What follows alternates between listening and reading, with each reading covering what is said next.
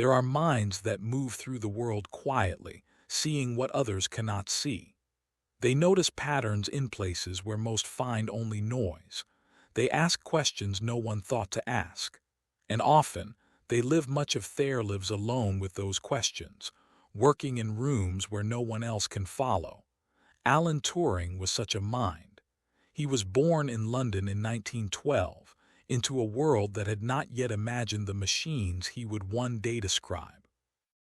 The computers we use now, the screens we carry, the systems that organize our days, none of existed. But in Turing's thoughts, in the pages of his notebooks, the foundations were already taking shape. He was not famous in his lifetime, not in the way we understand fame now. He worked in silence, often in secrecy. The work that mattered most was hidden. And when the world finally saw what he had done, it did not know how to hold him gently. This is not a story of triumph.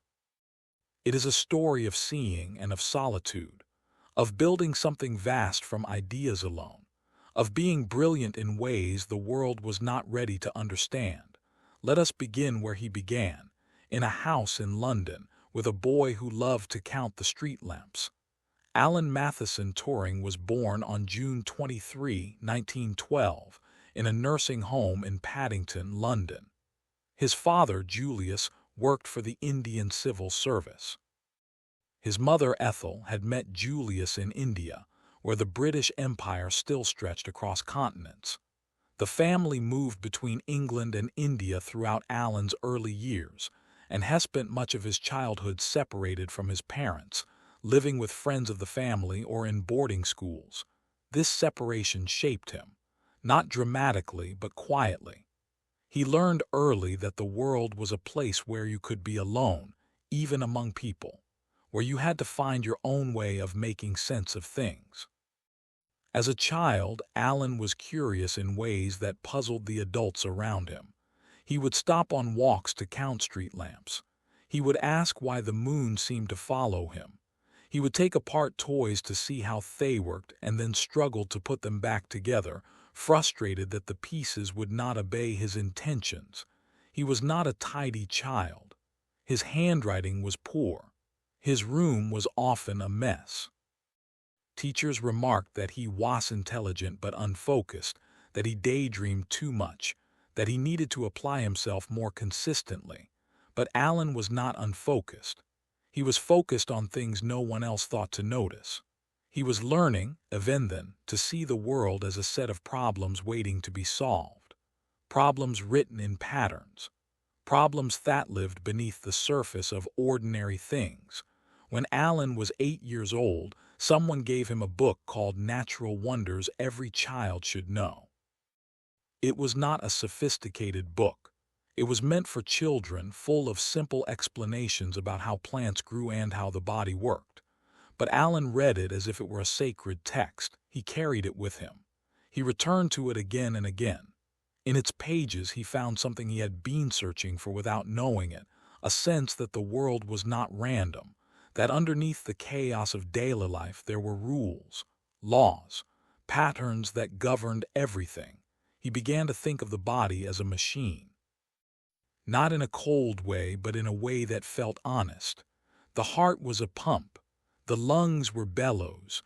The brain was something else, something harder to name but still part of the system. He did not yet have the language for what he was thinking, but he was already beginning to imagine that thinking itself might follow rules, that the mind might be, in some deep way, mechanical.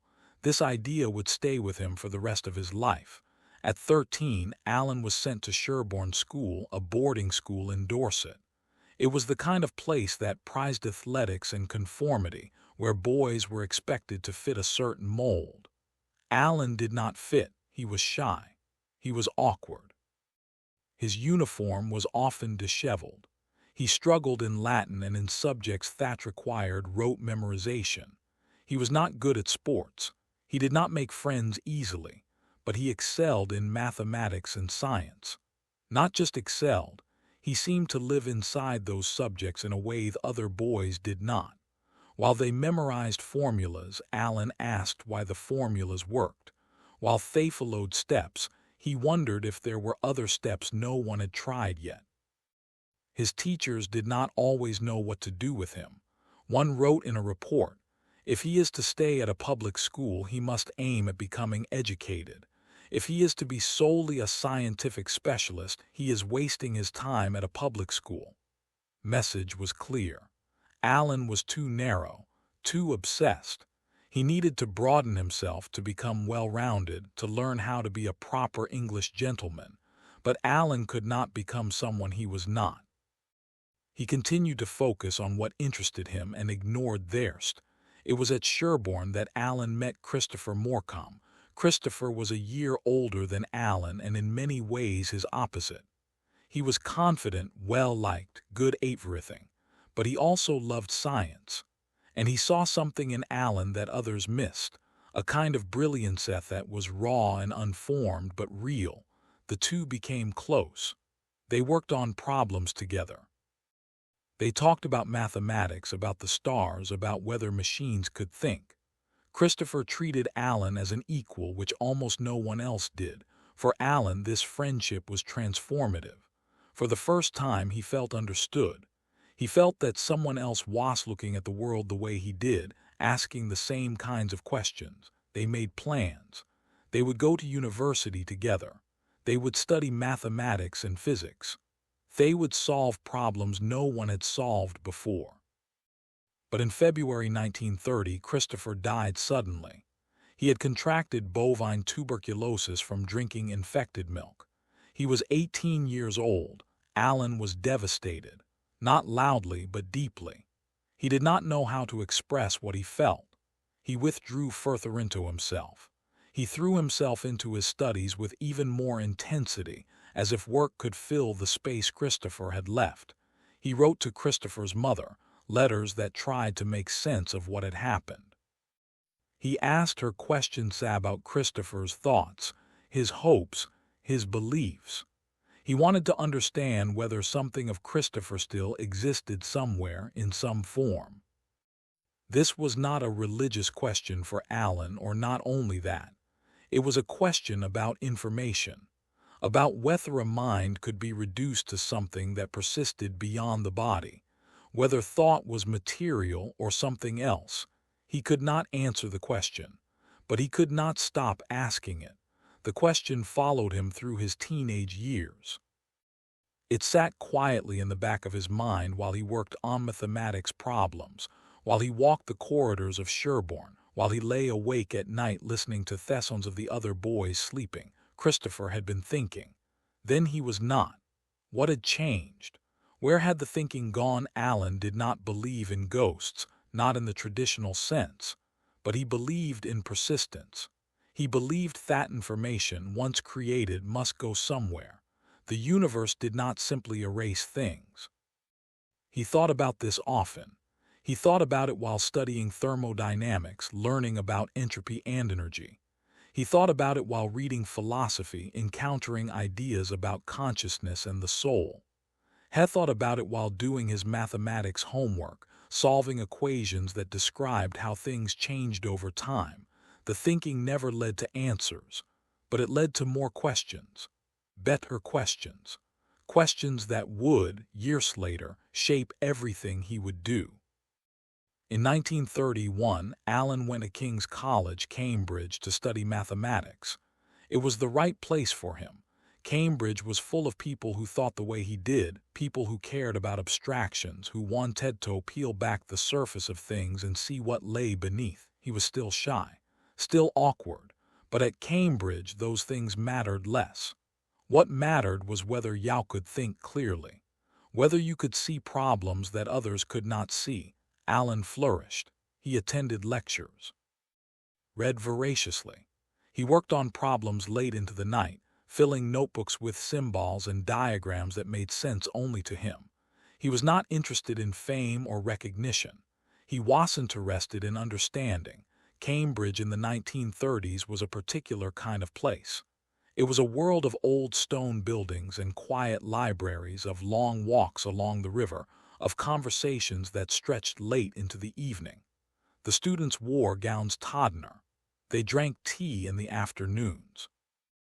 They argued about philosophy and politics and mathematics with the intensity of people who believed these things mattered more than anything else. Alan fit into this world in some ways and not in others. He loved the intellectual freedom, the sense that any question could be asked, any problem explored. But he was never quite comfortable with the social rituals, the small talk, the need to be charming or witty. He made friends, but not many. He found a few people who understood him, who could follow his thinking. With them, he could be himself. With everyone else, he remained somewhat apart, watching, thinking, sungputkans that others missed. One of the problems that fascinated him was the question of computability. It was an abstract question, the kind that most people would never think about. But it was fundamental. The question was this: are there problems that cannot be solved? Not because we do not yet know how to solve them, but because they are, in principle, unsolvable. Was a strange question. Most people assumed that any problem, given enough time and effort, could be solved. But mathematicians were beginning to suspect that this was not true, that there were limits to what could be known. Alan wanted to know where those limits were. The question had been posed by a German mathematician named David Hilbert. Hilbert believed in the power of mathematics to answer any question, to solve any problem. He had proposed a challenge: find a mechanical procedure that could determine whether any given mathematical statement was true or false. It seemed like it should be possible. Mathematics was logical. It followed rules. Surely there must be a way to systematically check every statement to prove it or disprove it. But Alan suspected otherwise. He suspected that there were statements that could never be proven, questions that could never be answered, not because we were not clever enough, but because the universe itself was structured in a way that made them unanswerable. To explore this question, Alan did something no one had done before. He invented an imaginary machine. It was not a real machine. It existed only on paper, only in his mind. But it was precise. It had rules. It could, in theory, do anything a human computer could do. A human computer in those days was not a machine. It was a person, usually a woman, who performed calculations by hand, following a set of instructions. Alan had seen them working, rows of women with pencils and paper, performing the same operations over and over, adding columns of numbers, solving equations, checking their work. Alan realized that what these human computers did could be broken down into simple steps. Read a number, write a number, move to the next position, follow a rule. His imaginary machine worked the same way. It had a tape divided into squares. Each square could hold a symbol, a number, a letter, anything. The machine had a head that could read the symbol on the current square, write a new symbol, and move left or right along the tape. It also had a state, a kind of internal memory that knew what it would do next. The rules were simple. If the machine is in state A and sees symbol X, then write symbol Y, move left or right, and switch to state B. That was all. It was absurdly simple. But Alan realized that this simple machine could, in principle, perform any calculation that could be performed at all. Any algorithm, any procedure, any process of logical reasoning, it could all burrowed us to these simple operations. He called it an automatic machine. Later, others would call it a Turing machine. With this machine, Alan proved something remarkable. He showed that there were problems that no machine, no matter how powerful, could ever solve. There were questions that were, in a deep sense, unanswerable. He did this by constructing a clever paradox. He imagined a machine that could determine whether any other machine would eventually halt, would finish its calculation and stop, or would run forever. Then he showed that such a machine could not exist, because if it did, you could use it to create a logical contradiction. This was not a failure. It was a profound insight. It told us something about the limits of knowledge itself. It told us that there were things we could never know, not because we lacked the tools, but because the questions themselves were structured in a way that made them unknowable. But Allen's paper did more than that. It also described, for the first time, the idea of a universal machine. A machine that could simulate any other machine. A machine that could be reprogrammed to do different tasks. This was the idea that would, decades later, become the foundation of all modern computers. Allen published this work in 1936 in a paper called On Computable Numbers with an Application to the Unschätzungsproblem. He was 24 years old. The paper was read by almost no one. It was too abstract, too far removed from practical concerns. The few mathematicians who understood it recognized its importance, but to the wider world it meant nothing. Allen did not mind. He had answered the question he set out to answer. He had shown where the limits were. That was enough. In 1936, Allen went to Princeton University in the United States to study for his Ph.D. He worked under Alonzo Church, one of the leading logicians of the time. Church had been working on similar problems, using a different approach called lambda calculus. Together, their work formed the foundation of what we now call the theory of computation. They had shown, independently and through different methods, that there were fundamental limits to what could be computed, and they had described in abstract terms what it meant for something to be computable at all. Allen spent 2 years at Princeton. He was lonely there, more so than at Cambridge. America felt foreign to him. The culture was louder, more brash. People were more direct, less subtle. The academic environment was competitive in a way that made him uncomfortable. He missed the quiet of England. He missed the ritual of afternoon tea. He missed walking along the Cam, watching the punts drift by, thinking about problems while the world moved slowly around him. But he continued to work. He thought about machines and minds.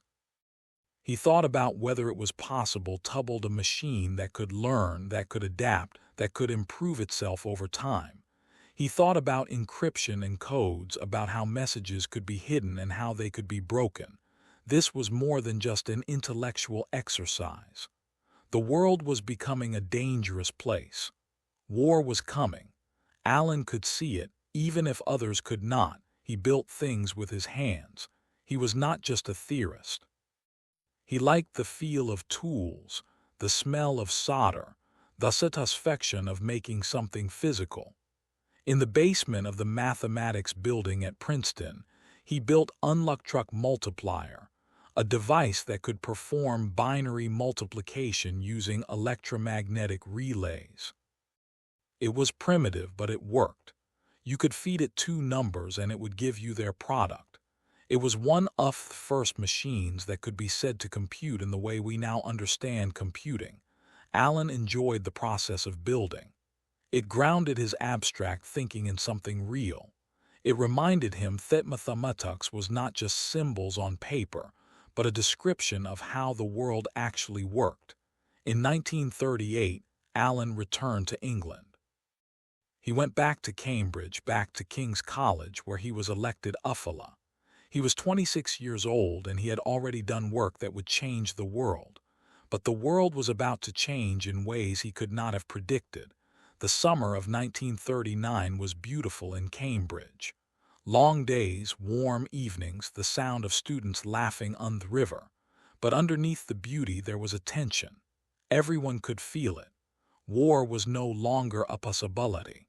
It was inevitable. Allen spent that summer preparing, though for what exactly he was not sure. He attended a cryptography course run by the government code in Suffolk School.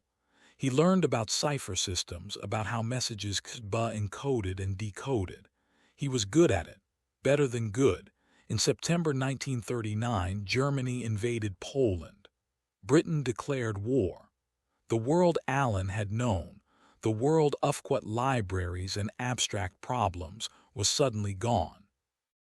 Allen reported to Bletchley Park, a Victorian mansion in Buckinghamshire that had been converted into the headquarters of the government code in Suffolk School. His job was to break German codes. This was not an abstract problem. It was life and death. German U-boats were sinking Allied ships in the Atlantic. German armies were moving across Europe. If the Allies could not read German communications, thus not anticipate German movements, they could not win. The Germans were using a machine called Enigma to encrypt their messages. Enigma was an electromechanical device with rotors that scrambled letters in a way that seemed unbreakable. The machine itself was not complicated. It looked like a typewriter with some additional rotors mounted above the keys. When you pressed a key, an electrical current would flow through the rotors, bouncing around in a complex pattern, and eventually light up a different letter on a display panel. The rotors could be arranged in different orders. Each rotor had 26 possible starting positions. There was also a plug board that could swap pairs of letters before they entered the rotors. All of these settings changed every day according to codebooks that the Germans distributed to their operators. The number of possible settings was astronomical. Even if you knew exactly how the machine worked, finding the right setting for a given day was like finding a specific grain of sand on a beach. But Alan saw something others did not. He saw that the Germans made mistakes. Small mistakes, human mistakes. They used the same phrases at the beginning of messages. Weather reports always started with wetter, the German word for weather. Supply reports followed predictable formats. Operators got lazy and used simple, memorable settings. These mistakes created patterns, and patterns could be exploited. Alan designed a machine called the bomb. It was not a computer in the modern sense, but it was a step toward one. It was an electromechanical device that could test thousands of Enigma settings, eliminating the impossibly owns until only the possible remained. The idea was elegant. Instead of trying every possible setting, which would take longer than the lifetime of the universe, the bomb used logical deductions to narrow down the possibilities. It looked for contradictions, for settings that could not possibly be right based on the structure of the messages. The first bomb was completed in March 1940. It was the size of a large wardrobe, filled with rotating drums and electrical wiring. It made a clicking sound as it ran, testing setting after setting, searching for the one that would unlock the day's messages. The bomb worked. It allowed the codebreakers at Bletchley Park to read German messages, sometimes within hours of their transmission. The intelligence gained from these decryptions, codenamed Ultra, was one of the most closely guarded secrets of the war. Historians estimate that the work at Bletchley Park shortened the war by 2 to 4 years. It saved millions of lives. The Battle of the Atlantic, which had been going badly for the Allies, turned in their favor once they could read the German U-boat communications. D-Day succeeded in part because the Allies knew where the German forces were positioned. Alan Turing was at the center of this work. But almost no one knew. The work was classified. It would remain classified for decades. And even after the war, Alan could not talk about what he had done. Life at Bletchley Park was strange. It was a place of contradictions. On one side, brilliant minds working on problems of unimaginable complexity. On the other, the mundane routines of institutional life. Bad food, cold rooms, bureaucratic inefficiencies. The estate itself was odd, a Victorian Gothic mansion surrounded by wooden huts where the actual work took place. The huts were drafty in winter, stuffy in summer. They smelled of paper and cigarette smoke and the peculiar electrical odor of the bombs running in the next room. The work was organized into shifts. People worked around the clock because the Germans never stopped sending messages.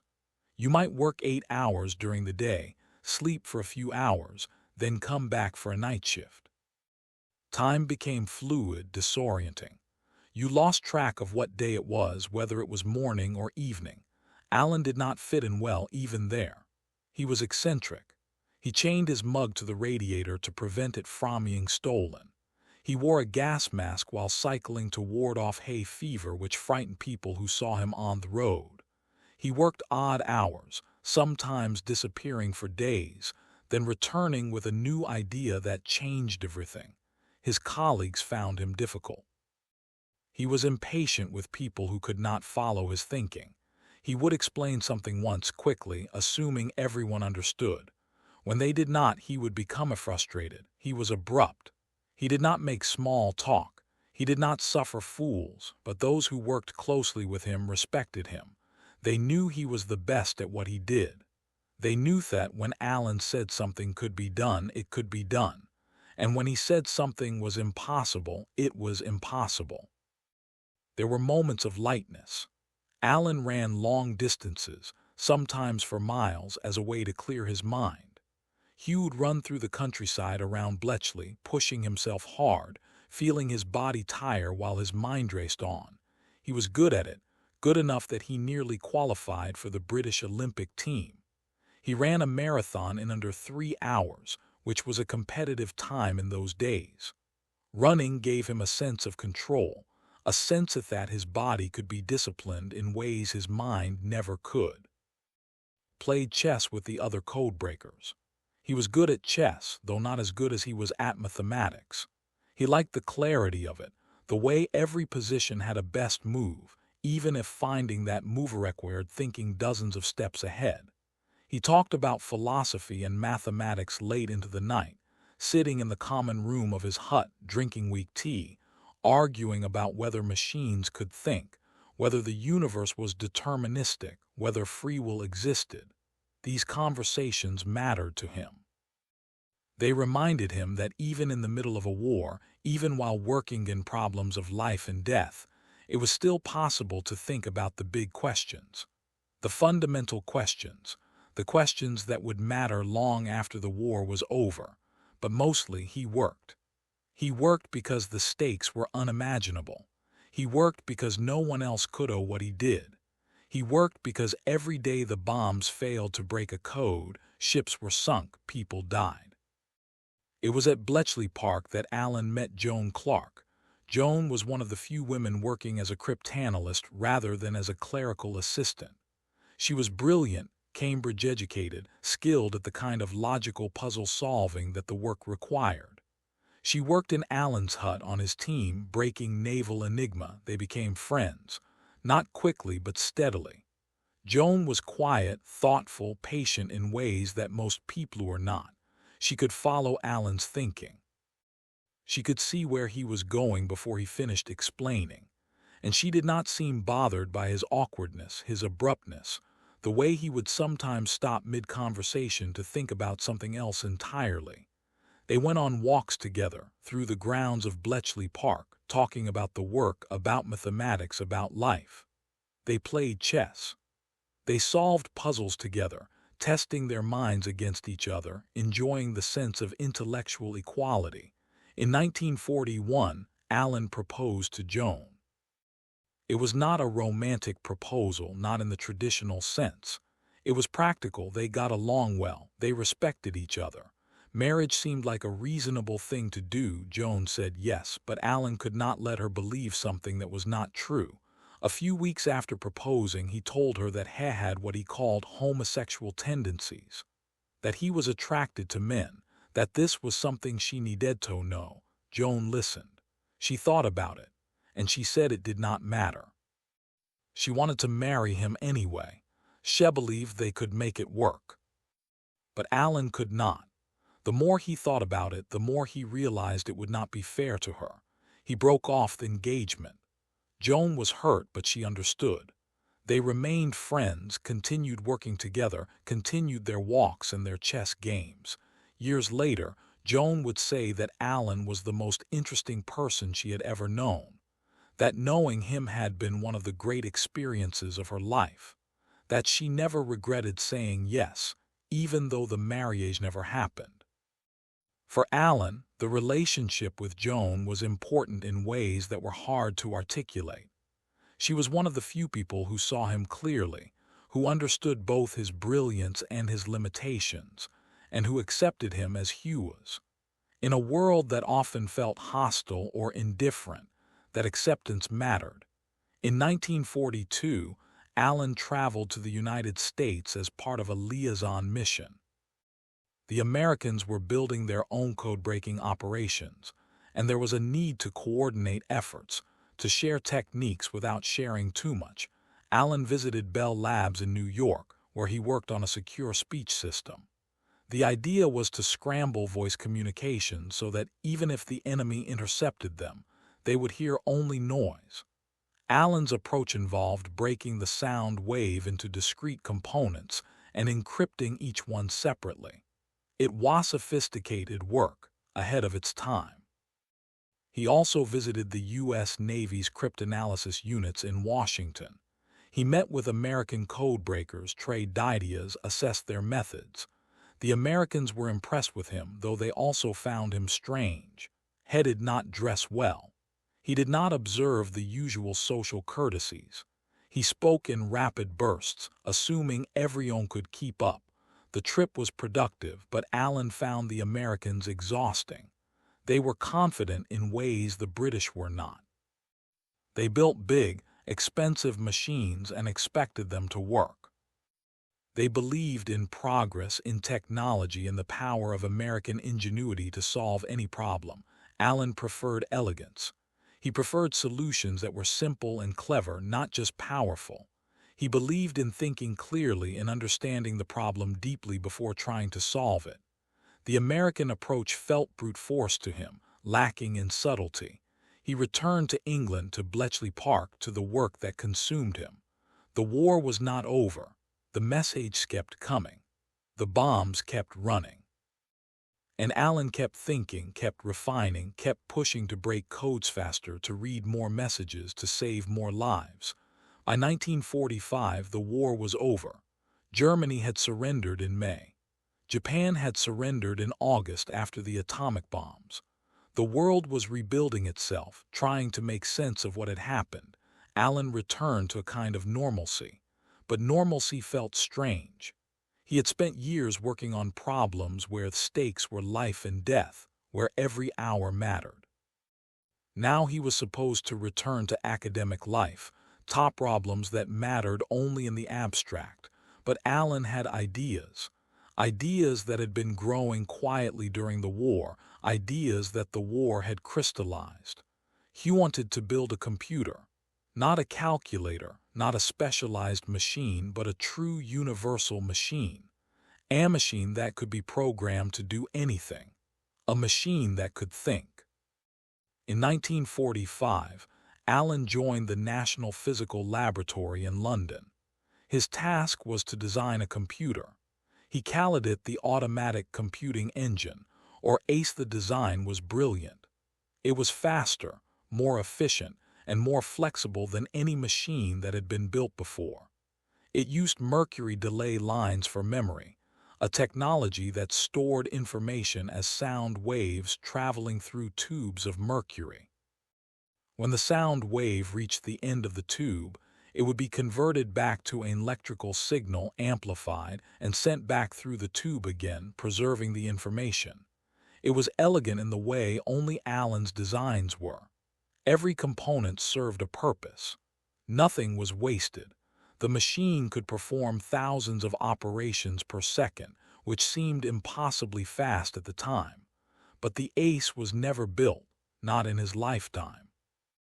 The project was delayed by bureaucracy, by lack of funding, by skepticism from those who did not understand what Allen was trying to do. The committees met. Reports were written. Questions were asked. Why did they need such a powerful machine? What would they use it for? How much would it cost? Was it really necessary? Allen grew frustrated. He was used to the urgency of wartime, where problems were solved quickly because they had to be. Where decisions were made based on whether something would work, not whether it fit within the proper procedures. Now everything moved slowly. People worried about budgets and protocols and whether the project fit within the laboratory's mandate. Allen tried to explain the vision, tried to make them see what this machine could do, but they did not understand. or they did not care. In 1948, Allen left the National Physical Laboratory.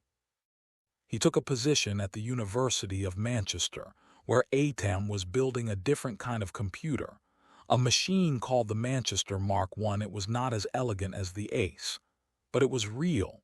It was running. It used cathode ray tubes for memory instead of mercury delay lines. It was slower, less efficient, but it existed, and Allen could finally begin to explore textures that had been waiting in his mind for years. Manchester in the late 1940s was a gray city, still recovering from the war. The university was a mix of old Gothic buildings and new utilitarian structures thrown up to replace what the bombs had destroyed. The computer laboratory was in a converted Victorian building, drafty and poorly lit, but Allen did not mind. He had a machine. He could write programs. He could test ideas. He could finally begin to explore whether machines could be made to think. At Manchester, Allen wrote programs for the Mark I. He was one of the first people in the world to write software in the way we now understand it. Before Allen, programming meant physically rewiring a machine or setting switches. Allen wrote instructions that the machine could follow, sequences of operations that could be changed without rebuilding the hardware. He wrote the first programming manual, a document that explained how to use the machine, how to write programs, how to debug them when they did not work. It was practical and clear, full of examples and advice. He thought about how computers could be made to learn. He wrote a program to play chess, one of the first attempts at what we now call artificial intelligence. The program was not very good. It lost to most human players, but that was not the point. The point was that it could play at all, that a machine could be taught strategy, could evaluate positions, could make decisions. He thought about whether machines could be taught to recognize patterns, to translate languages, to solve problems that did not have clear rules. These questions fascinated him. They were not just about machines. They were about what it meant to think, to understand, to know. But more than anything, he thought about intelligence, about what it meant for something to think. In 1950, Allen published a paper called Computing Machinery and Intelligence. It began with a question: can machines think? It was a bold question.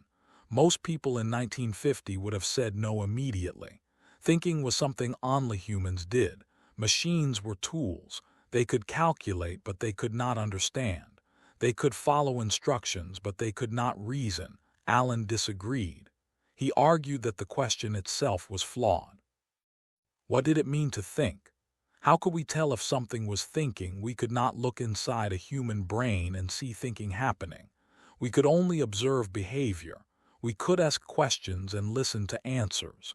We could judge whether those answers seemed intelligent, whether they made sense, whether they demonstrated understanding.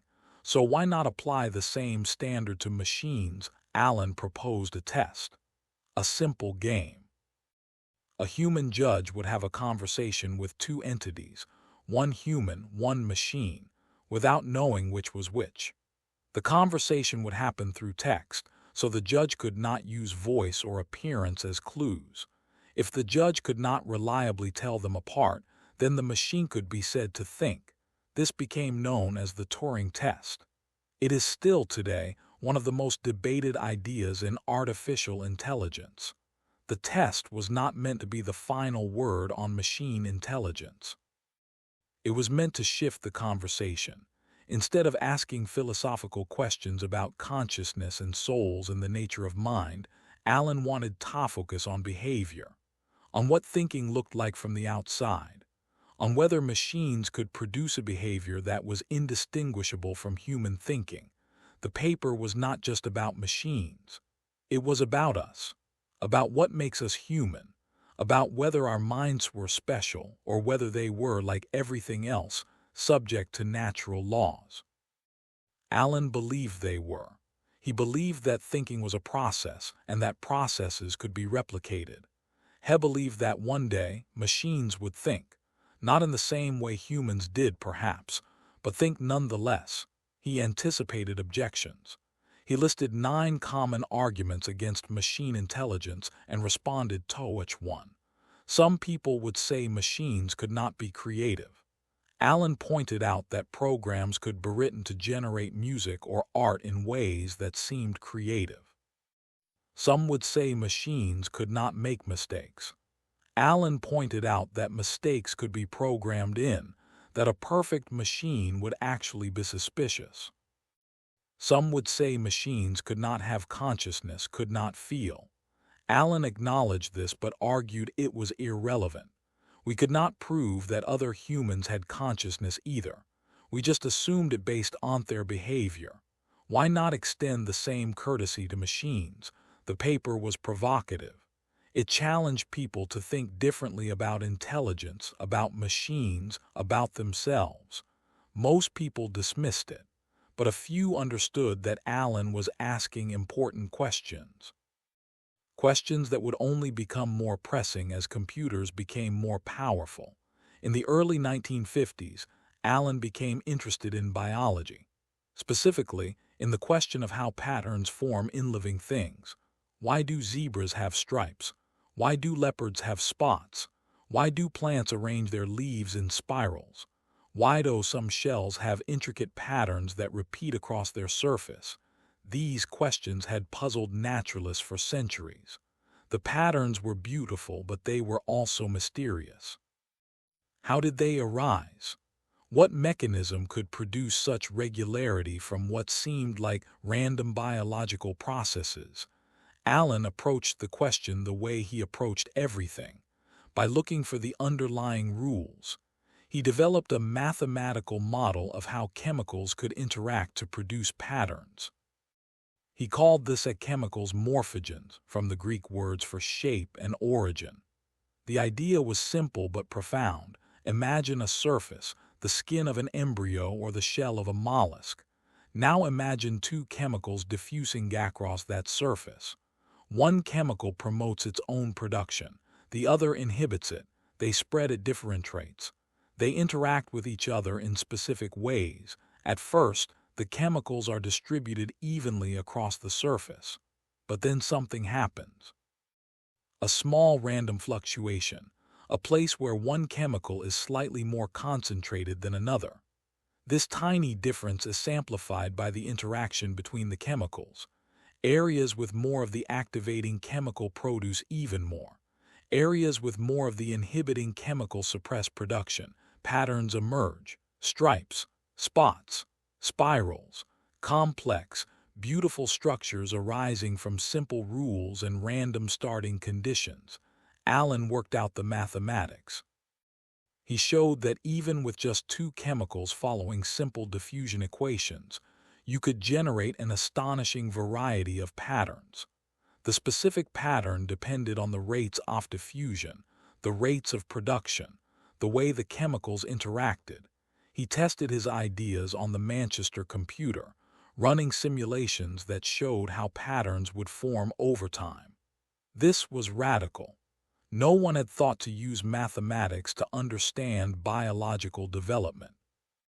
Biology was seen as messy, qualitative, not suited to the precision of equations. But Allen saw no fundamental difference between biological systems and physical systems.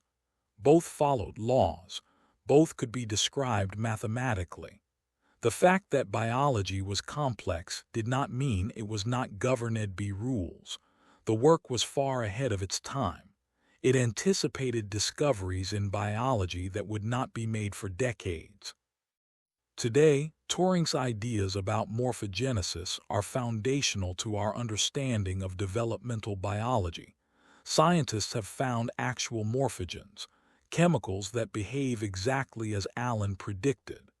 His patterns appear everywhere in nature, in the arrangement of digits on a hand, in the spacing of hair follicles, in the formation of animal markings. But in the 1950s, almost no one paid attention. Biologists did not read mathematical papers. Mathematicians were not interested in zebra stripes. The work sat quietly in journals, waiting for the world to catch up. Alan continued anyway. He worked on the problem alone, filling notebooks with equations, running simulations, thinking about how complexity emerged from simplicity. He was not concerned with recognition. He was concerned with understanding. He thought about other patterns too. The Fibonacci sequence in plant growth, the spirals in sunflowers, the branching of trees and rivers. All of these seem to follow mathematical rules to emerge from simpler processes repeated over time. Alan was beginning to see the world as fundamentally algorithmic, not in a reductive way, but in a way that revealed deep connections. The same mathematical principles that governed computation also governed growth, pattern formation, the structure of living things. Life was not separate from mathematics. It was an expression of it. But while Alan was thinking about patterns and machines and the nature of life, the world around him was changing in ways that would soon become unbearable. In January 1952, Alan's house was burgled. It was a small crime, the kind that happens every day. Someone broke in while he was out, took a few items, nothing valuable, just opportunistic theft. Alan reported it to the police. In the course of the investigation, he mentioned that he thought he knew who might be involved. A young man named Arnold Murray, someone Alan had met a few weeks earlier, and had mentioned, without thinking much about it, that they had been involved romantically. The police asked more questions. Alan answered honestly. He always answered honestly. He did not see any reason to lie. He had not done anything wrong, not in his mind. What happened between two consenting adults in private was their own business, but the police did not see it that way. Homosexuality was illegal in Britain in 1952. It was classified as gross indecency, a crime under laws that dated back to the Victorian era. Those convicted could face imprisonment, public humiliation, the destruction of their careers and reputations. The laws were enforced selectively, often brutally.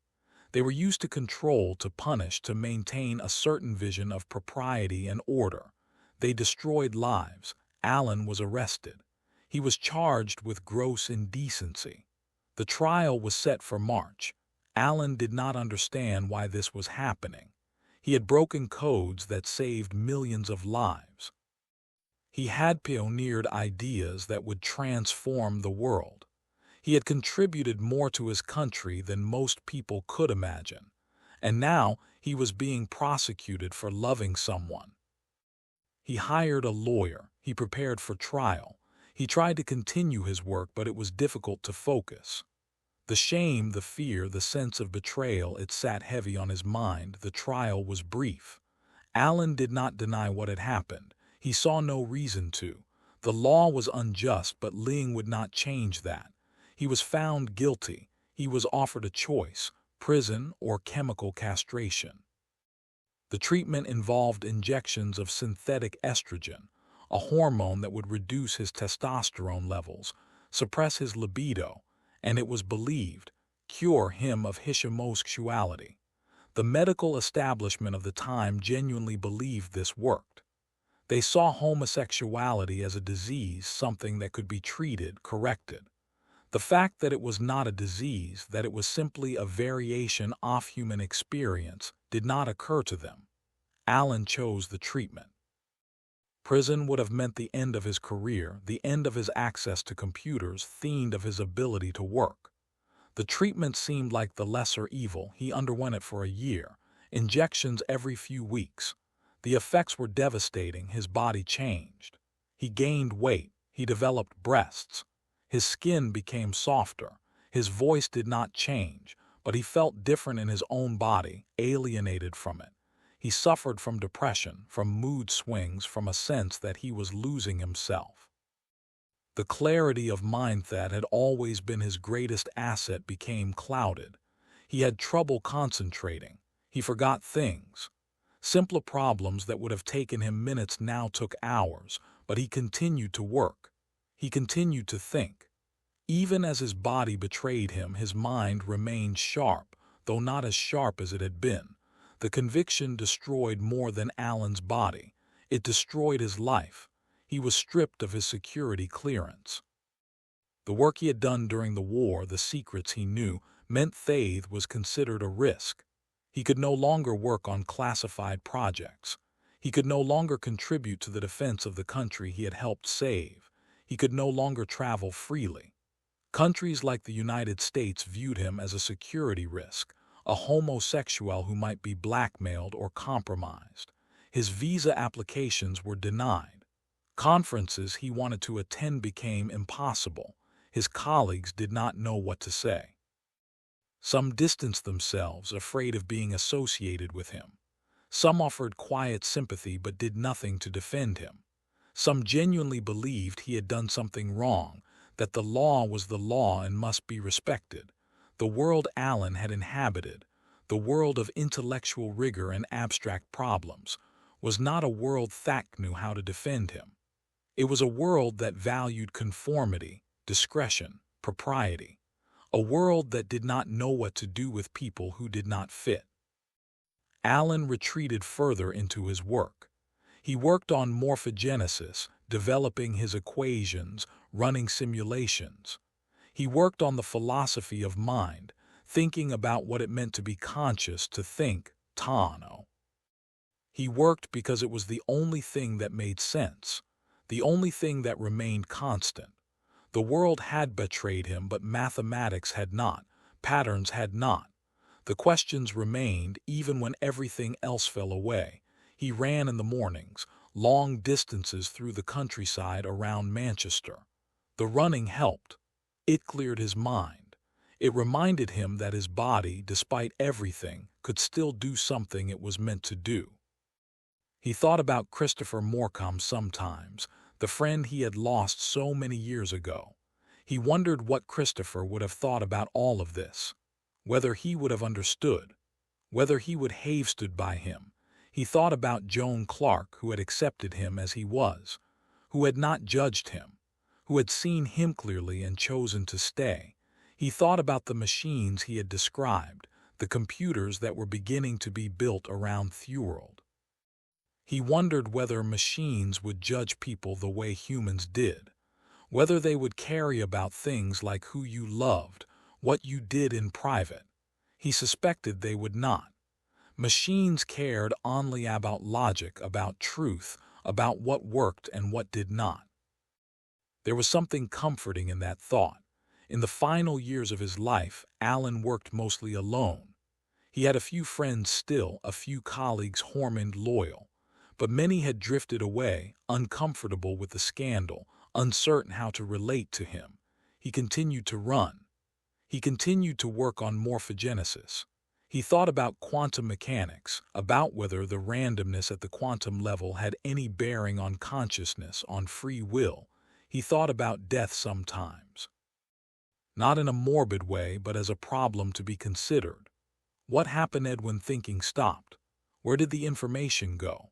Was there any sense in which a mind persisted after the body failed? These were the same questions he had asked after Christopher died. He still had no answers, but the questions remained interesting. On June 7, 1954, Alan Turing was found dead in his bed. He was 41 years old. Beside his bed was an apple, partially eaten. The apple had been laced with cyanide. The official verdict was suicide. Alan had been depressed, the coroner said. He had been humiliated by his conviction and treatment. He had decided he could not go on. His mother never believed it. She insisted that Alan had been careless, that he had been conducting experiments with cyanide for his work on morphogenesis, and had accidentally inhaled fumes or contaminated the apple without realizing it. She pointed out that Alan had not seemed depressed in their last conversations, that he had been making plans for the future. Some historians have suggested other possibilities, that it was an accident as his mother believed, that it was suicide but not because of depression, perhaps as a final assertion of control, a way of choosing his own end on his own terms, that it might even have been something else entirely, though there is no evidence for this. We will never know what happened. There was no note, no final explanation. Alan took his reasons with him, if there were reasons. What we know is this: Alan Turing died alone, in a world that had not known how to hold him gently. For decades, Alan's story was forgotten. The work he had done at Bletchley Park remained classified until the 1970s. His contributions to computer science were known only to specialists. His ideas about artificial intelligence were dismissed or ignored. But slowly, the world began to remember. In the 1970s, the secrets of Bletchley Park were finally declassified. People learned about Enigma, about the bomb, about the work that had shortened the war and saved millions of lives. Alan's name began to be mentioned, though often in passing, as one contributor among many. In the 1980s and 1990s, as computers became ubiquitous, people began to trace the history of computing. They found Alan's paper from 1936, the one that had been read by almost no one. They realized that this obscure mathematical paper contained the theoretical foundation for every computer that would ever be built. They found his paper on artificial intelligence from 1950. They realized that the questions he had asked were the same questions researchers were still grappling with. That the Turing test, which had seemed like an odd-thought experiment, was now a serious benchmark for measuring machine intelligence.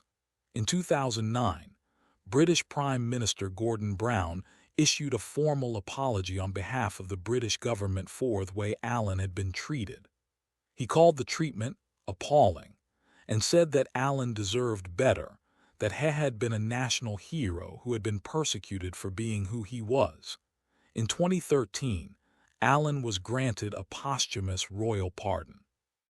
The conviction that had destroyed his life was officially erased, though of course it came far too late to matter to Alan.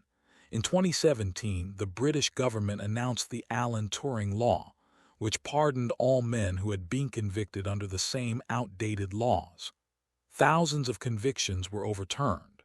Thousands of lives were symbolically restored, though the damage, of course, could never be undone. These gestures came too late to matter to Alan, but they mattered to history. They were an acknowledgement that the world had been wrong, that brilliance and humanity deserve protection, not punishment, that the laws that had destroyed Alan's life had been unjust. Today, Alan Turing is remembered as one of the most important figures of the 20th century. His ideas formed the foundation of computer science. His work during the war saved millions of lives.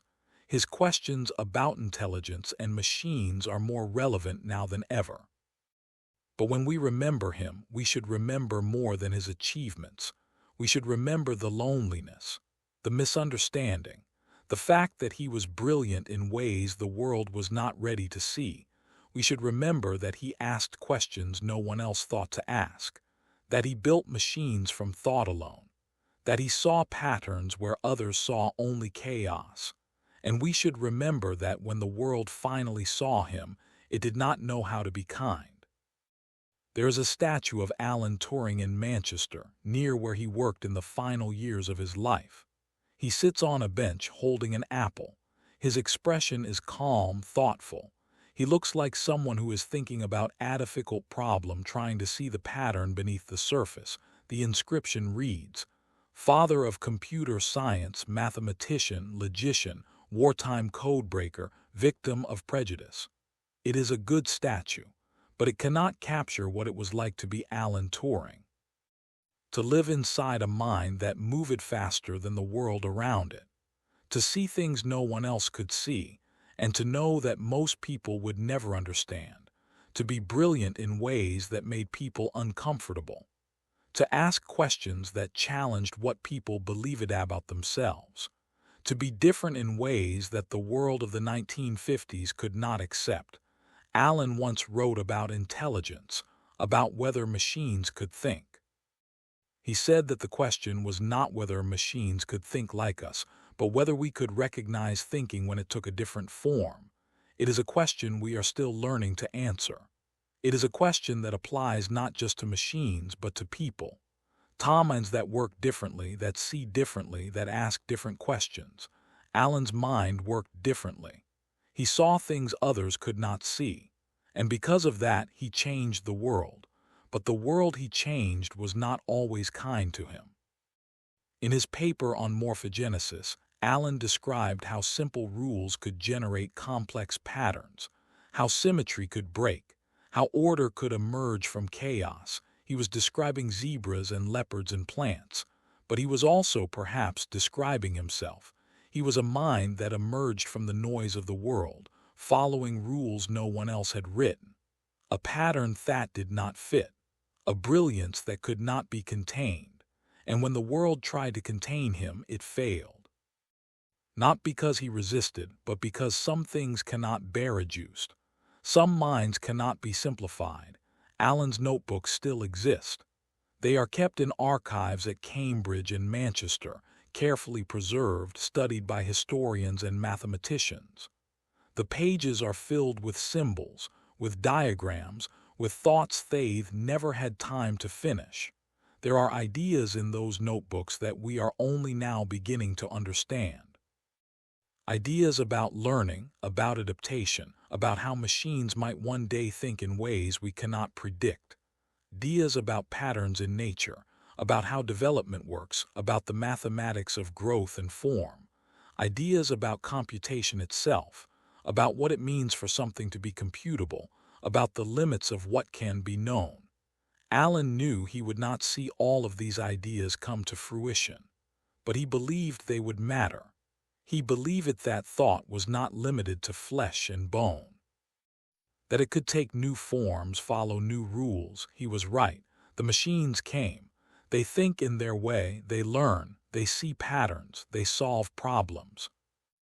And when they do, they are following paths Alan Turing mapped out decades ago in rooms where no one else could follow.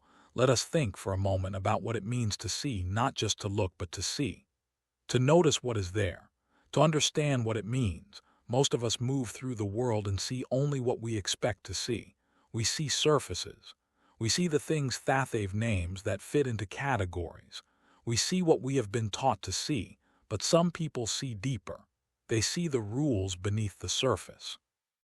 The patterns that govern how things work, the questions that no one else thought to ask. Alan Turing was one of those people. He saw the world as a place of infinite complexity, governed by laws that could be understood. He saw that thinking was not magic but process, that machines could compute, and that computation was, in a deep sense, all there was. He saw these things not because he was trying to be clever, but because he could not help it. His mind worked that way. It always had. From childhood, when he counted street lamps and asked why the moon followed him, he was learning to see patterns, to notice regularities, to wonder about the rules, and he never stopped. Even in his final years, even while suffering from depression and the effects of the hormone treatment, he continued to see, continued to ask, continued to work on problems that no one else thought to work on. There is something profound in that persistence, something that speaks to what it means to be human, to live, to have a mind that seeks understanding. We are pattern-seeking creatures. We look for order in chaos. We ask why things happen. We build models in our minds of how the world works. Alan did this better than almost anyone. He saw patterns that others missed. He built models that explained what seemed inexplicable. He asked questions that revealed deep truths. But seeing is not always comfortable. Sometimes what you see does not fit with what others believe. Sometimes, patterns you notice challenge the assumptions people hold dear. Alan saw that machines could think. Most people in his time believed this was impossible, even blasphemous. Thinking was what made humans special, what separated us from mere matter.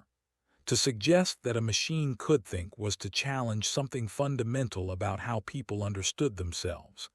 Alan saw that biological development followed mathematical laws. Most biologists in his time believed that biology was too complex, too messy, too alive to be reduced to equations. To suggest otherwise was to cross boundaries that were not supposed to be crossed. Alan saw that his own difference, his attraction to men, was not a disease or a moral failing, but simply part of who he was. Most people in his time believed otherwise. The law said otherwise. The medical establishment said otherwise. But Alan could not unsee what he saw. He could not pretend that patterns were not patterns, that rules were not rules, that truth was not truth. And so he lived in tension with his world. Brilliant but misunderstood. Visionary but isolated. Seeing clearly but alone. In the final years of his life, Alan worked mostly alone. He had a few friends still, a few colleagues warm and loyal. But many had drifted away, uncomfortable with the scandal, uncertain how to relate to him. He ran in the mornings, long distances through the countryside around Manchester. The running helped. It cleared his mind. It reminded him that his body, despite everything, could still do something it was meant to do. The routes he ran took him through fields and small villages, past stone walls and hedgerows. He ran in all weather, rain, cold, heat. He ran until his lungs burned and his legs ached. He ran until his mind was quiet. Sometimes while running he would think about problems, about equations that were not quite right, about patterns he did not yet understand. The rhythm of running seemed to help his thinking. Ideas would come to him on these runs that did not come when he was sitting at his desk. Other times he would think about nothing in particular. He would just run, feeling his body move, watching the landscape pass. These were good times, times when the weight of everything else fell away. He continued to work on morphogenesis. He was convinced he was onto something important, even if no one else seemed to care. The mathematics worked. The simulations produced the right kinds of patterns. It explained something real about how nature worked. He thought about writing a book, not a textbook, but something more accessible, something that would explain his ideas to a wider audience. He wanted people to understand that mathematics was not just abstract symbols, but a way of seeing the world, a way of understanding how things actually worked. But he never wrote the book. There was never enough time. There were always more problems to solve, more questions to explore. He thought about quantum mechanics, about whether the randomness at the quantum level had any bearing on consciousness, on free will. This was speculative, beyond what he could prove. But it was interesting to think about. If the universe was fundamentally random at the smallest scales, did that mean determinism was false? Did it mean that free will was possible? Or did it just mean that the universe was random, which was not the same thing as free will at all? Alan did not know, but he liked thinking about it. He liked the way the question connected to other questions, the way everything seemed to link together if you looked at it the right way. He thought about death sometimes, not in a morbid way, but as a problem to be considered. What happened when thinking stopped? Where did the information go? Was there any sense in which a mind persisted after the body failed? These were the same questions he had asked after Christopher died 24 years earlier. He still had no answers, but the questions remained interesting.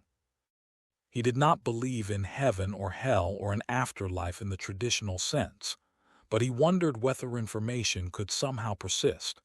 Whether the patterns a mind created, the ideas it generated, could continue to exist in some form. His own ideas would persist, he knew. His papers would remain. Other mathematicians and computer scientists would read them, build on them. In that sense, his thinking would continue after he was gone, but that was not quite what he meant. He was wondering about something deeper, about whether the structure of a mind, the particular way it organized information, could somehow be preserved or transferred. It was the same question he had been asking his whole life. The question that had driven him to think about computation, about machines, about whether thinking could be separated from the physical substrate that produced it. He never answered it, but asking it had led him to create an entire field of study. Sometimes the questions mattered more than the answers. On June 7, 1954, Alan Turing was found dead in his bed. He was 41 years old. The apple beside his bed had been bitten into. Tests showed it contained cyanide. The conclusion seemed obvious. Alan had dipped the apple in cyanide and eaten it. He had chosen to end his life, but there were reasons to doubt this. Alan had not seemed suicidal in the days before his death. He had been making plans. He had been working on problems. He had seemed, if not happy, then at least engaged with life. His mother's theory, that it was an accident, was not implausible. Alan did keep cyanide in his laboratory for electroplating experiments. He had set up equipment to gold-plate spoons, a hobby that required cyanide solutions. He was sometimes careless with such things. It is possible he contaminated something without realizing it. Possible he breathed in fumes. Possible the apple was simply nearby and became tainted. Or it is possible he chose this end. Possible he was more depressed than he let on. Possible the hormone treatment, the isolation, the destruction of his career and reputation had worn him down more than anyone realized. Possible he wanted control over his own death in a life where so much had been taken from his control. We will never know. Alan left no note. He gave no indication of his intentions. He took his reasons with him if there were reasons. What we know is that Alan Turing died at 41, that he died alone, that the world lost one of its most brilliant minds far too soon, and we know that the circumstances of his death, whether accident or choice, were shaped by the injustice done to him, by the laws that criminalized who he was, by the treatment that damaged his body and mind, by Thurald that could not see him clearly. For decades, Alan's story was forgotten or misremembered. The work at Bletchley Park was classified. People knew something important had happened there during the war, but the details were secret. Alan's academic work was known to specialists, but not to the wider world. Computer scientists knew about Turing machines, but most people had never heard of them. His death was remembered, if at all, as a tragedy. A brilliant man who had killed himself, but the context, the persecution, the chemical castration, the systematic destruction of his life was often left out. Slowly that changed. In the 1970s, the secrets of Bletchley Park were finally declassified. Books were written. Documentaries were made. The story of how the Enigma code was broken became public. Alan's name began to appear in these accounts, at first as one contributor among many, later as historians dug deeper as the central figure, the person whose insights and designs had made the breakthrough possible. In the 1980s and 1990s, as personal computers became common, people began to ask where computers came from. Who invented them? What were the key ideas? The answers led back to Alan, to his paper from 1936 that almost no one had read, to his concept of a universal machine, to his vision of what computation could be. Computer scientists began to realize that everything they were doing rested on foundations Alan had laid. That the field itself existed because Alan had asked the right questions and found the right answers.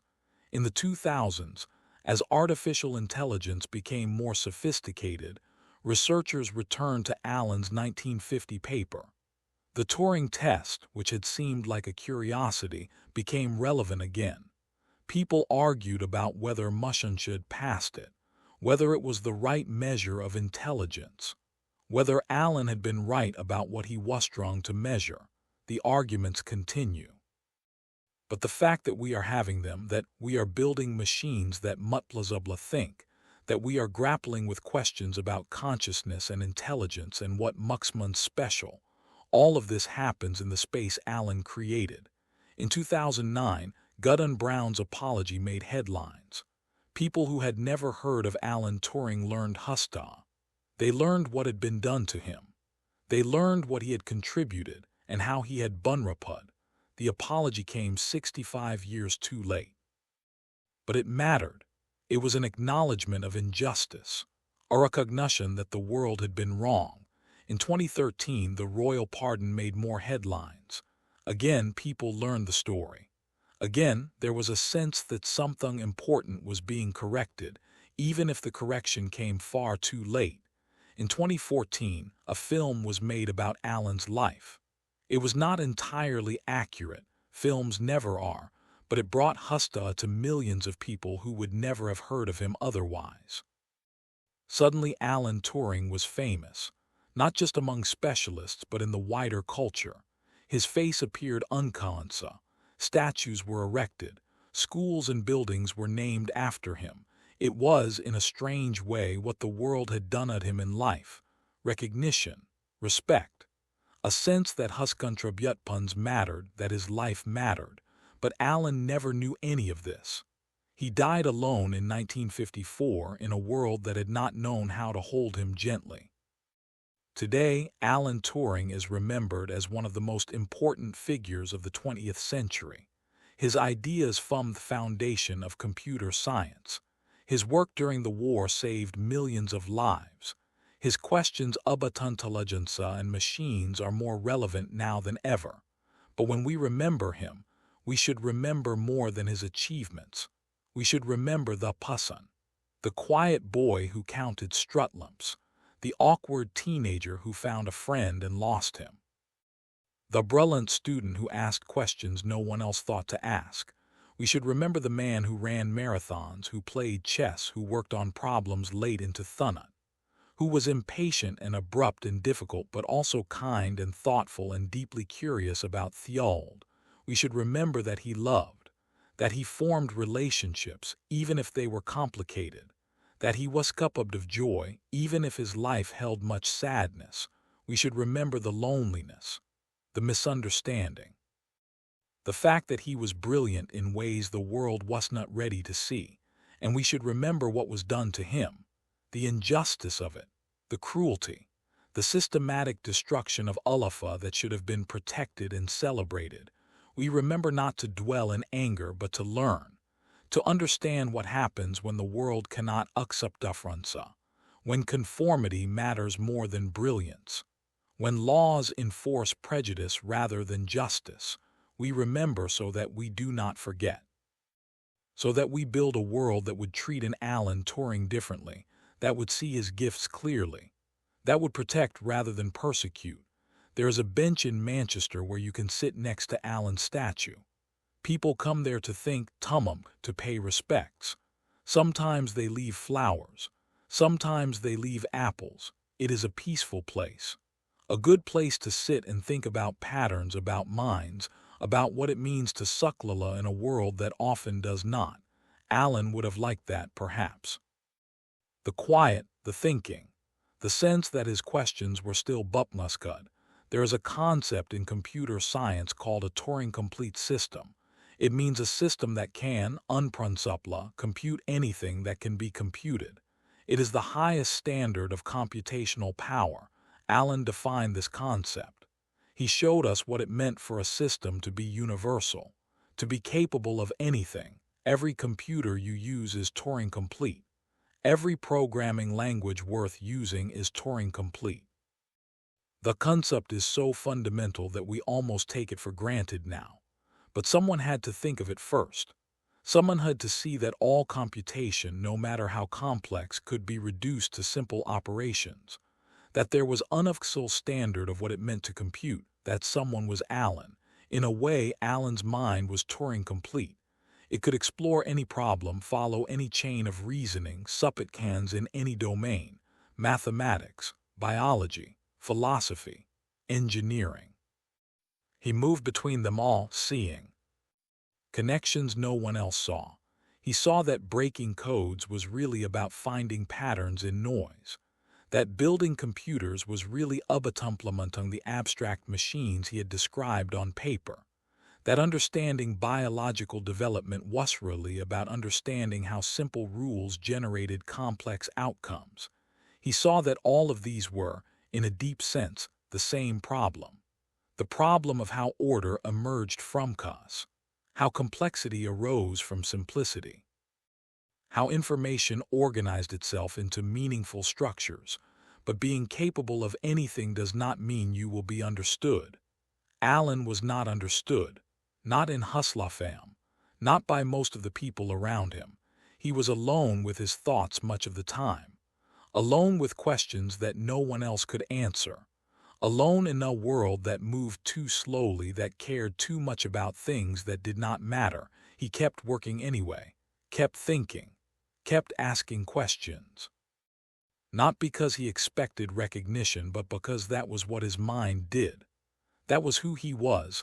Let us return to the beginning one last time, to the boy who counted strutlumps, who asked why the mun followed him, who took apart toys to see how they worked. That boy grew into a man who changed the world, not loudly, not visibly, but profoundly. He broke codes that could not be broken. He imagined machines that did not yet exist. He asked whether monks be made, whether thought could be understood, whether the patterns of life could be described in equations. He did all of this quietly in rooms where no one else could follow. And when the world finally caught up, when it finally saw what he had done, it did not know how to be grateful, so it punished him instead. And then decades later it apologized. It pardoned him posthumously. It protested us. But Alan never knew. He died in 1954 at 41 alone. His work remains. It remains in every computer, every algorithm, every question we ask about intelligence and what it means. It remains in the problems we are still trying to solve, in the machines we are still trying to build, in Tuck's puns we are still trying to answer.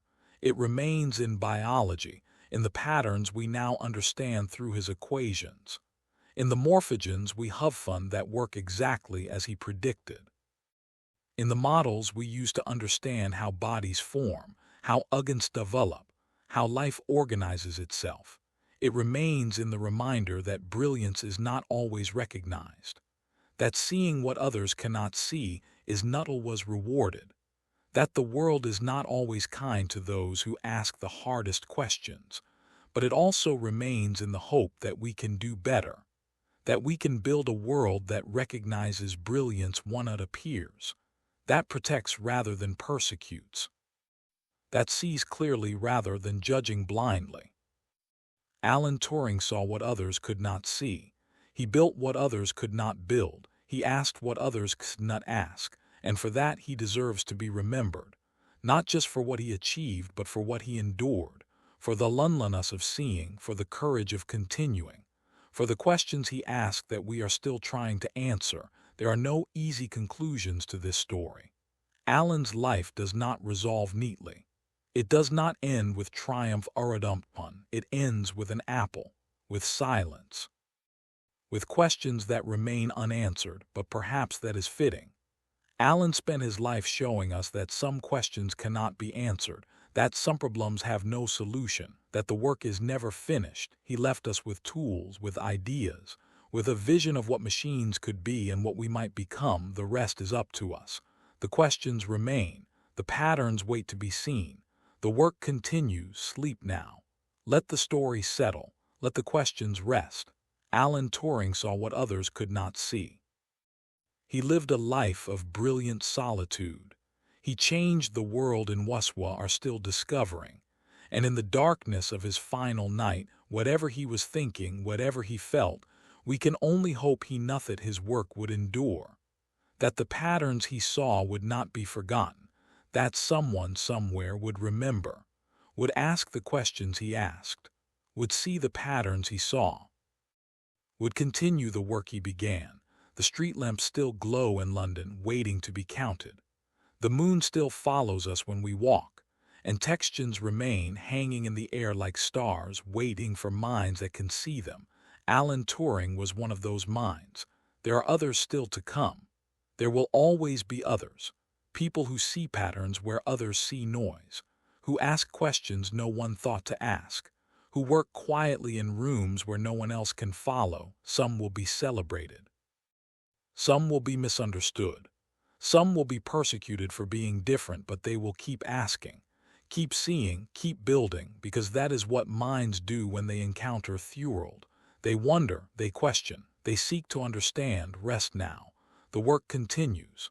The patterns remain, and in the quiet spaces between thought and sleep, perhaps we can still hear the echo of a mind that saw what we could not, a mind that asked, a mind that built.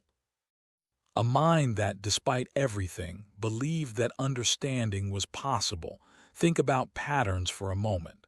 The way they repeat, the way they emerge from simple rules, the way they surprise us with their complexity.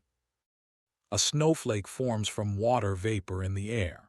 The molecules arrange themselves according to simple physics laws. Temperature, pressure, the angle of molecular bonds, nothing more. And yet each snowflake is unique, intricate, beautiful. Alan understood this. He understood that complexity did not require complexity, that you did not need complicated rules to generate complicated outcomes.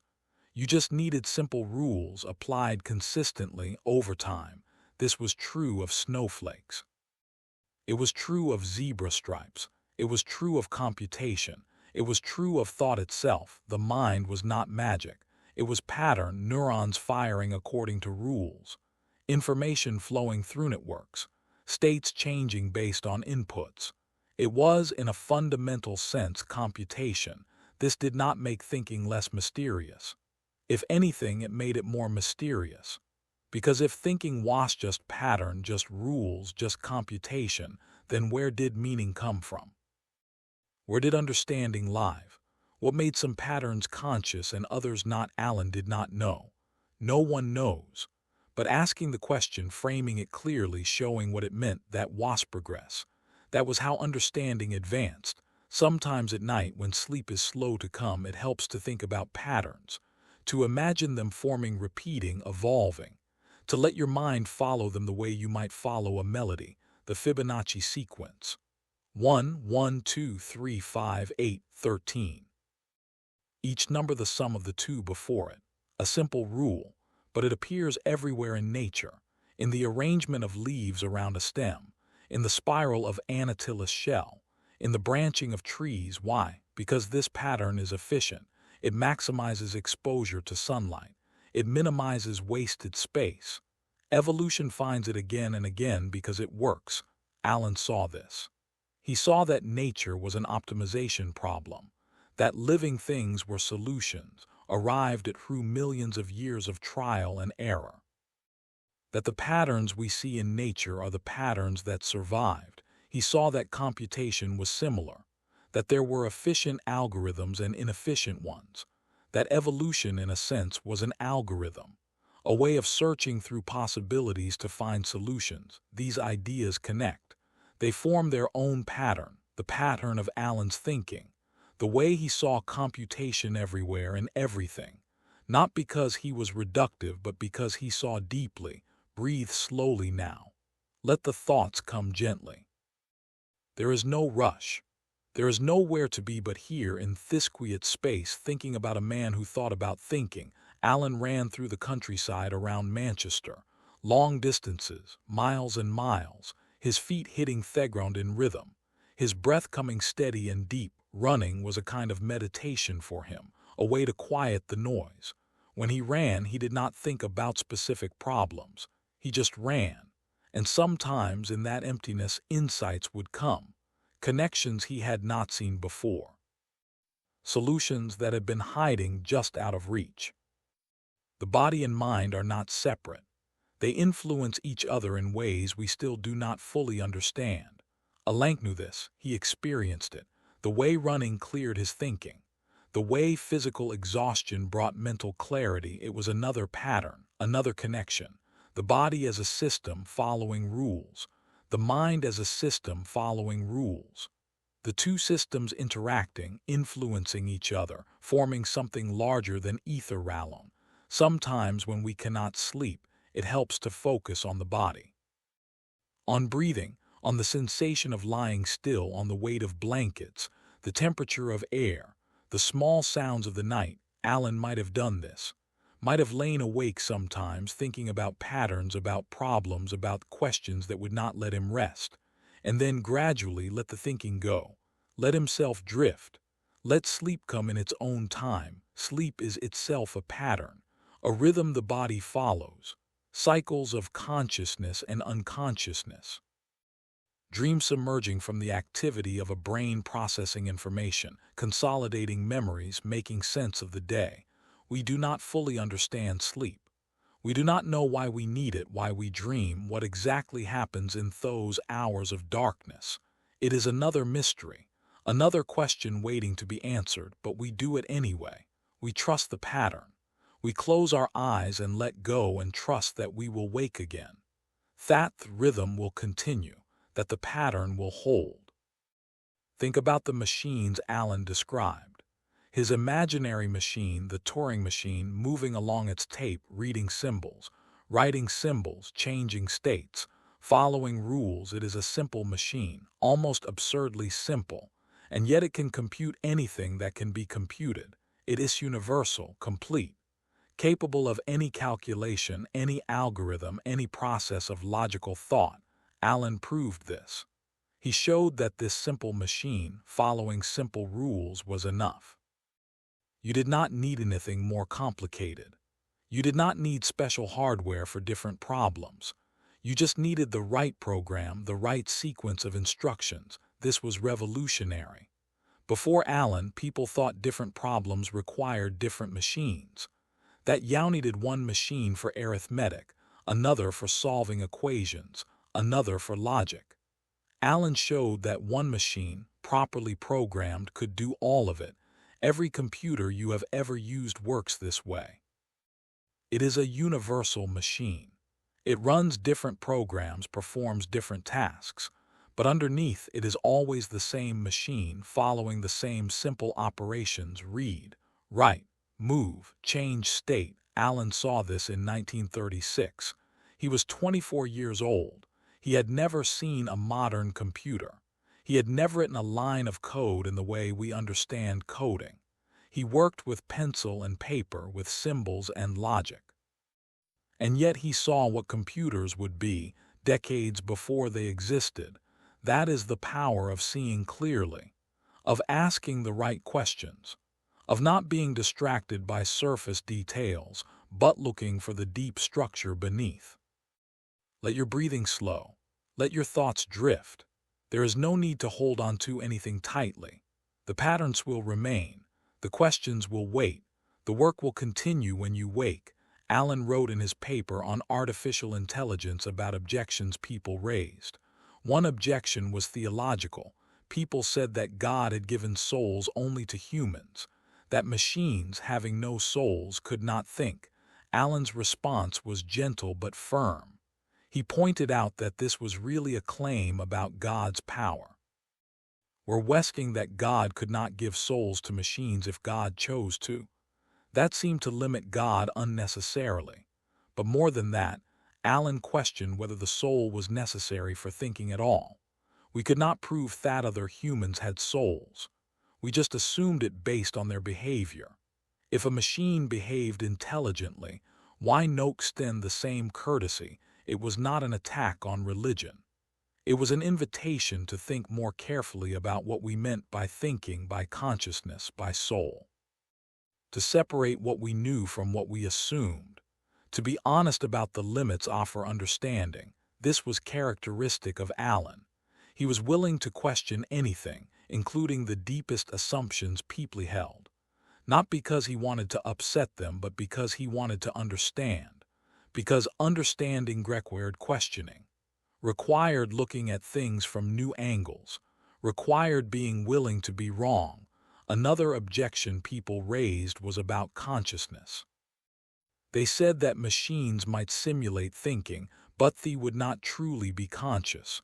They would not have inner experiences. They would be what philosophers call zombies, acting intelligent but with no one home inside.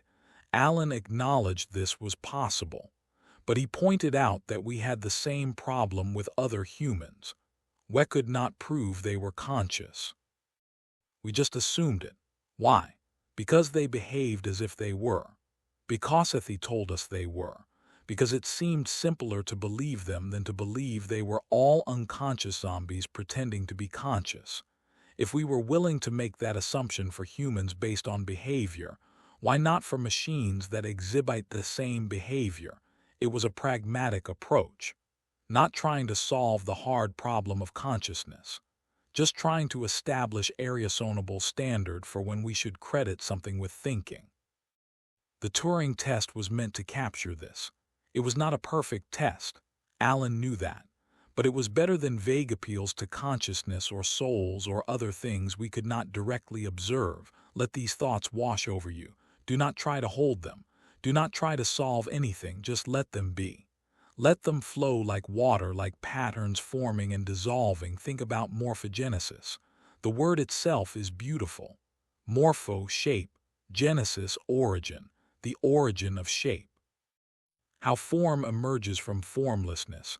An embryo begins as a single cell. It divides. 2 cells, 4, 8, 16. The cells are all identical at first, and yet somehow they begin to differentiate. Some become heart cells, some become brain cells, some become bone, muscle, skin. How does this happen? How does a cell know what to become? How does a body organize itself from a collection of identical parts? Alan thought about this problem. He thought about chemicals diffusing across tissues, about feedback loops, about how small random differences could be amplified into large organized structures. He worked out the mathematics. He showed it could work. He showed that 2 chemicals following simpler rules could generate stripes, spots, spirals, all the patterns we see in nature. Work was not appreciated in his time, but decades later biologists found the morphogens, the chemicals that worked exactly as Alan predicted. They found that development followed the rules he had described, another pattern, another question answered by thinking clearly, by looking for the simple rules that generate complex outcomes. A zebra's stripes form when the embryo is very small, just a few millimeters long. Chemical waves sweep across its surface. Where the waves peak, cells become dark. Where they dip, cells become light. The pattern is set. As the zebra grows, the stripes grow with it, maintaining their spacing. It is beautiful, not just aesthetically, but conceptually. The idea that such complexity could emerge from such simplicity, that the universe could be both intricate and lawful, that everything followed patterns even when it looked random. Alan saw this. He spent his life seeing this, in codes, in machines, in development, in thought itself. Everything was pattern, everything followed rules. Everything could be understood, not easily, not quickly, but eventually with patience, with clear thinking, with the willingness to question everything and accept nothing on faith alone. Rest your mind now. Let the questions rest. Let the patterns fade into the darkness. There is time for thinking tomorrow. Now is time for sleep. In 1951, Alan gave a lecture on the radio. It was part of a series about the future of science. He talked about thinking machines, about whether computers would ever be able to think like humans. He was honest about the challenges. He acknowledged that we did not yet know how to make machines truly intelligent, that it would take time, that there would be setbacks and surprises, but he was optimistic. He believed it would happen. He believed that one day machines would think, would learn, would surprise us with their abilities. He was right, not in his lifetime, but eventually. The machines came. They learned to recognize faces, to translate languages, to play games that required intuition and creativity. They still do not think exactly like humans, but they think. In their own way they think, and when they do, they follow paths Alan mapped out. Paths he saw in 1936 and 1950 in the lectures and papers and notebooks he filled with ideas. His vision was not complete. He did not solve every problem. He did not foresee every development. But he asked the right questions. He pointed in the right direction. He showed us what was possible. That is enough. That is what genius does. It does not solve everything. It opens doors. It shows new paths. It makes the impossible seem possible. Alan opened many doors. Most of them he never walked through. He showed us they were there, then move it into the next question, the next pattern, The next problem that needed thinking about, others walked through those doors, built on his foundations, created things he never imagined, but the foundations remain. The questions remain. The sense that thinking clearly about difficult problems is worthwhile remains. Let your body sink into rest. Let your muscles relax. Let tension drain away. There is nothing to do now, nothing to solve, nothing to accomplish, just rest, just breath, just be. Think about the night sky, stars scattered across darkness, each star a sun, each sun perhaps with planets, each planet perhaps with life, perhaps with mind, perhaps with thoughts. Are we alone in the universe? Are there other minds out there looking up at their own night sky, wondering the same questions? Alan might have thought about this, might have wondered whether intelligence was common or rare, whether thought emerged inevitably wherever the conditions were right, or whether it was a strange accident, unlikely. Tobe repeated, "We still do not know. We look at the sky and wonder. We send signals into space, hoping for a response. Webbled telescopes and listen for patterns in the noise, looking for patterns. Always looking for patterns, because that is what minds do. That is what Alan did. That is what we all do in our own ways. The universe is full of patterns, some we have found, some we are still discovering, some we may never find, but they are there, waiting, constant, true. Mathematics is the language of patterns, the way we describe regularities, the way we make sense of what we see. Alan loved mathematics because it was clear, because it was true in a way that ordinary language was not. Because a proof was a proof, and once you had proven something, it stayed proven. But he also knew mathematics had limits. Gödel had shown that. Alan had shown it too. There were true statements that could not be proven. There were questions that could not be answered. There were limits to what we could know, not because we were not clever enough, but because knowledge itself had limits. This did not discourage him. It was just another fact, another pattern to be understood.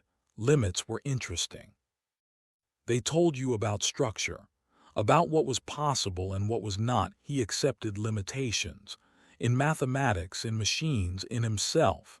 He did not pretend to be perfect. He made mistakes. He forgot things. He got frustrated when problems were hard, but he kept working, kept thinking, kept asking questions. Not because he expected to answer everything, but because asking was worthwhile in itself. Questions are more important than answers sometimes. They point toward understanding. They show us what we do not know. They keep us curious, keep us engaged with the world. Let your mind wander now. Let thoughts come and go without holding them, like clouds drifting across Thesky, like patterns dissolving and reforming, like waves on water. Alan sat at his desk late at night, the house quiet around him, a lamp casting a circle of light, papers scattered before him, equations, diagrams. Thoughts worked out slowly, carefully, line by line. This was his life.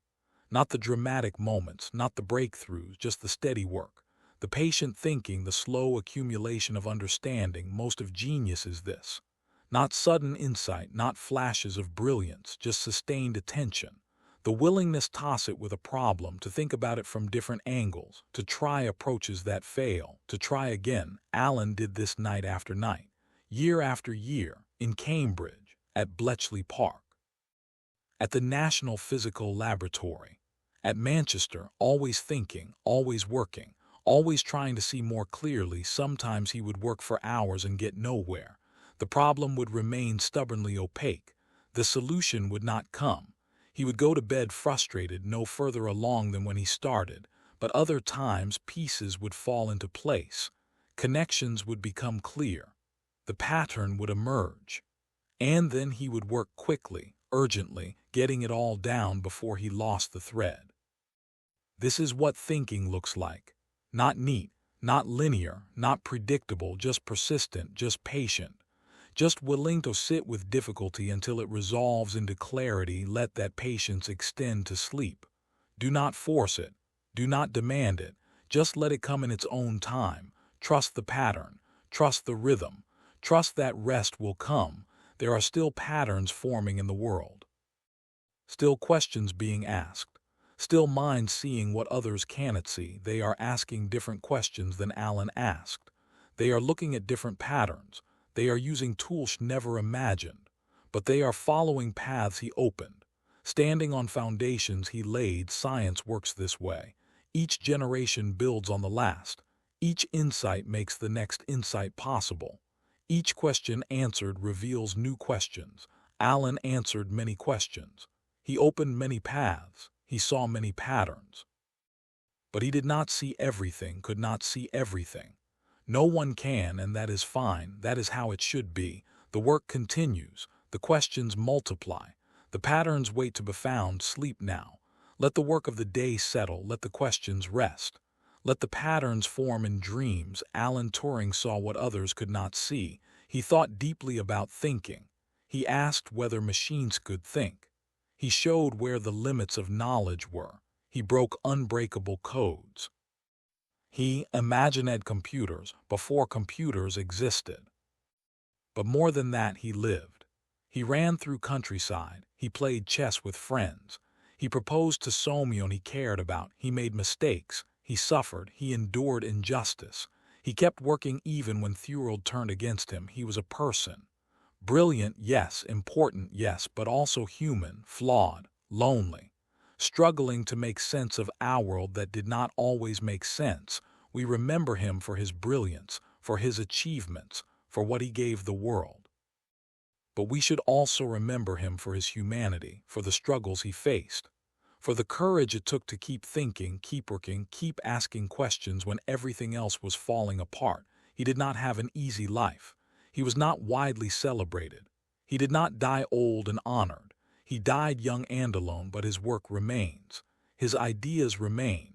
His questions remain. And that is something. That is enough to matter, enough to remember. The street lamps still glow. The moon still follows us. The patterns still wait to be seen.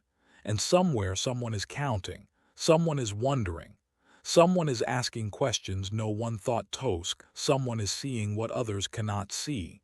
The work continues. The patterns remain. Rest now, sleep.